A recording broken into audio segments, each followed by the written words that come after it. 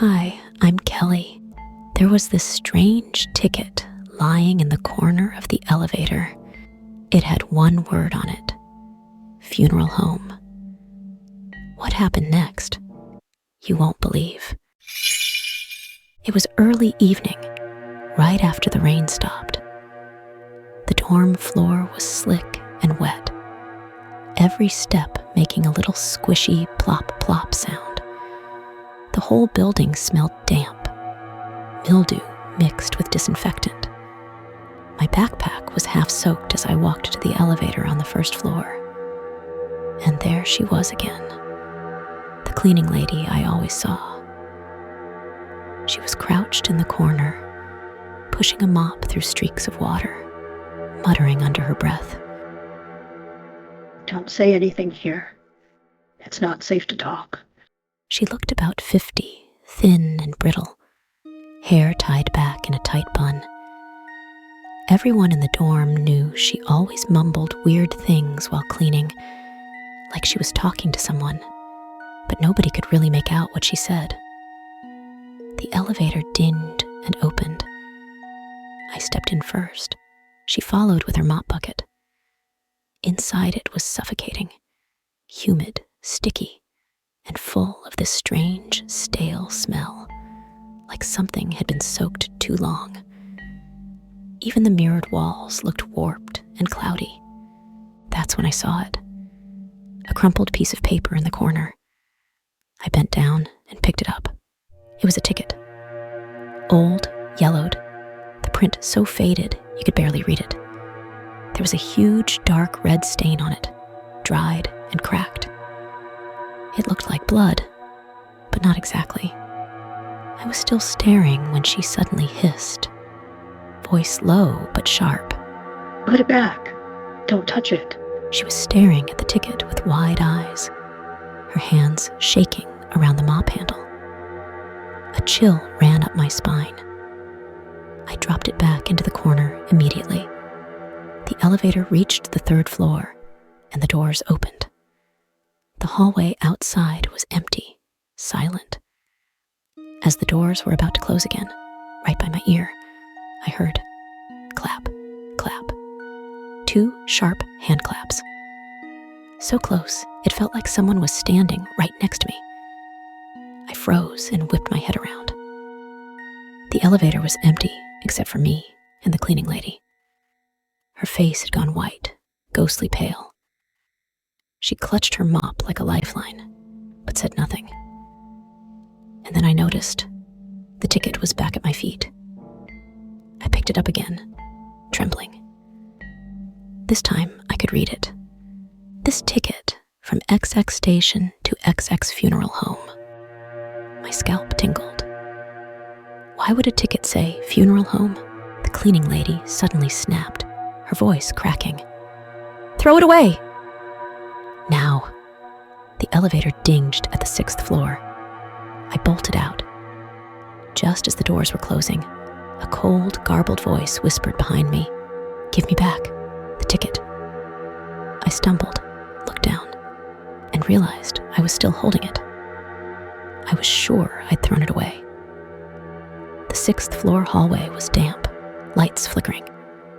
Heart hammering, I rushed back to my room and locked the door. I didn't sleep a second that night. Every time I closed my eyes, I heard those claps.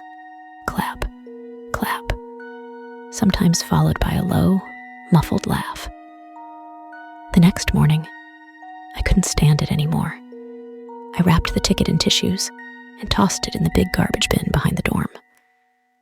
When I turned around, she was there, standing at the stairwell. The cleaning lady. She didn't come closer. She just whispered to herself.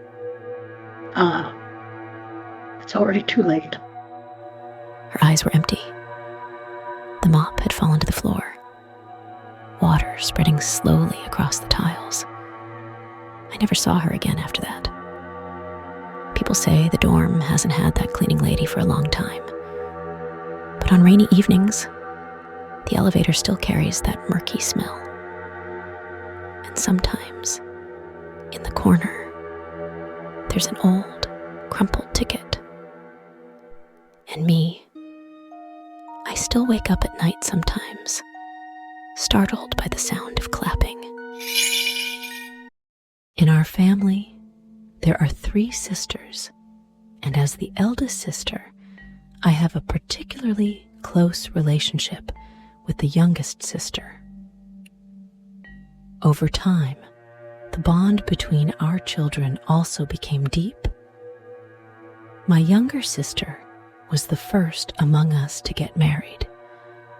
Regrettably, she suffered an unfortunate miscarriage 2 years ago due to poor fetal development. After that, we almost simultaneously welcomed our own children.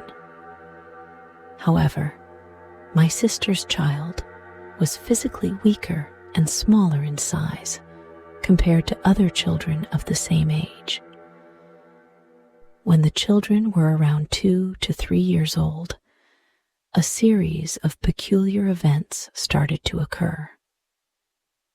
My sister often dreamt about children she did not recognize playing with our children. Her daughter, who was skinnier and weaker compared to girls her age, often fell over, so we initially thought she had developmental delay and even had checked.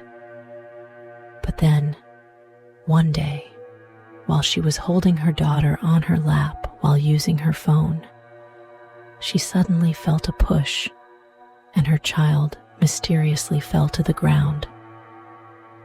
Once the child got up, she casually said, "Mom, you hold it." and then went to the living room to play. Later, during a family trip to Alishan, my sister's child suddenly had an asthma attack. An elderly forest ranger insisted we immediately descend the mountain, stating that our aura was not good. That night, in the hospital, my sister's daughter was put on a children's oxygen mask. Strangely enough, the child's blood oxygen level was normal when the lights were on. But as soon as the lights were switched off, her blood oxygen level would plummet, causing my sister to lose sleep.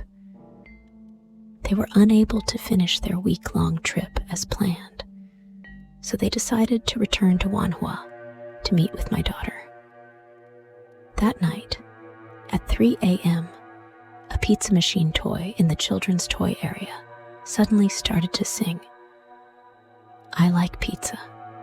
I like cooking." This scared me.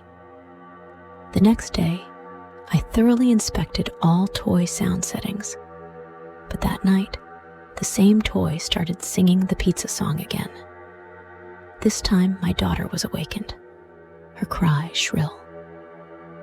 On the 3rd night, the pizza machine sang again, and the child's cry was even louder and more distressing. She was pointing to the toy area and kept repeating, "There, there." The next day, we decided to take the children to the temple for a prayer and discarded the pizza machine toy. My sister also sent me a photo of them at the Alishan rest station. The sunlight in the photo was bright but overly dazzling that their faces became blurred in the photo. It had a penetrating feel to it. They also went to pray and consulted the deity and learned that an unborn child was following them, but there was no malicious intent. And my daughter's crying at night was simply because she wanted to play with the toy. Not long after, a colleague told me that he had a toy to give to our daughter, and the next day, he brought exactly the same pizza machine toy. I don't know whether this is a coincidence or... Like the story? Want more creepy tales like this? Hit like, subscribe, and share. It really helps the channel grow.